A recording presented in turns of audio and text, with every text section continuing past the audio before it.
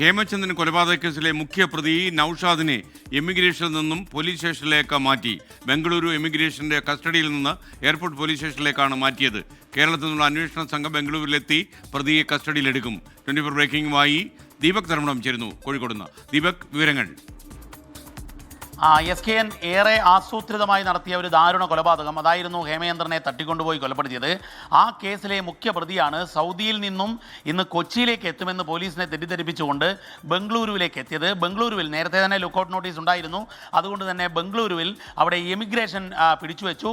ഇപ്പോൾ അല്പം മുൻപ് Bengaluru international airport police station, അതായത് എമിഗ്രേഷൻ്റെ കസ്റ്റഡിയിൽ നിന്നും കർണാടക പോലീസിൻ്റെ കസ്റ്റഡിയിലേക്ക് അയാളെ മാറ്റിയിരിക്കുന്നു. കേരള പോലീസ് അല്പസമയത്തിനകം തന്നെ ഏതാണ്ട് നമ്മൾ കണക്ക് അനുസരിച്ച് ഒരു 2 മണിക്കൂറിനുള്ളിൽ തന്നെ കോഴിക്കോട് സിറ്റി പോലീസ് അവിടെ എത്തും. അവിടെ സൈബർ സ്റ്റേഷനിലെ IP-യുടെ നേതൃത്വത്തിലുള്ള സംഘമാണ് പോയിരിക്കുന്നത്. അവർ കസ്റ്റഡിയിലെടുത്ത് നേരെ കോഴിക്കോട്ടേക്ക് എത്തിക്കും. അന്വേഷണത്തിൻ്റെ ചുമതല ഇപ്പോൾ ACPക്ക് കൈമാറിയിരിക്കുന്നു. അതായത് ഈ അന്വേഷണത്തിലെ ഒരു നിർണായക ഘട്ടത്തിലൂടെ നീങ്ങുന്ന വേളയിൽ IP തലത്തിൽ നടന്ന അന്വേഷണം ഇപ്പോൾ ACP തലത്തിൽ DYSP തലത്തിലേക്ക് മാറ്റിയിരിക്കുന്നു. മെഡിക്കൽ കോളേജ് AC A ഉമേഷിനാണ് ഇപ്പോൾ അന്വേഷണത്തിൻ്റെ ചുമതല താൽക്കാലികമായി നൽകിയിരിക്കുന്നത്.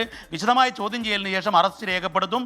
പിന്നീട് കസ്റ്റഡിയിൽ വാങ്ങിക്കൽ ഉൾപ്പെടെയുള്ള ഇതിൻ്റെ കൂടുതൽ അന്വേഷണത്തിലേക്ക് കടക്കും. കാരണം ഈ നൌഷാദ് ഈ കേസിലെ നിർണായക പ്രതിയാണ്. അതായത് ഈ കേസിലെ കൊലപാതകം ആസൂത്രണം ചെയ്തത് നൌഷാദാണ്. അതുകൊണ്ട് തന്നെ നൌഷാദിനെ ചോദ്യം ചെയ്താൽ മറ്റു കൂടുതൽ പ്രതികൾ ഈ കേസിലേക്ക് വരും. SKN.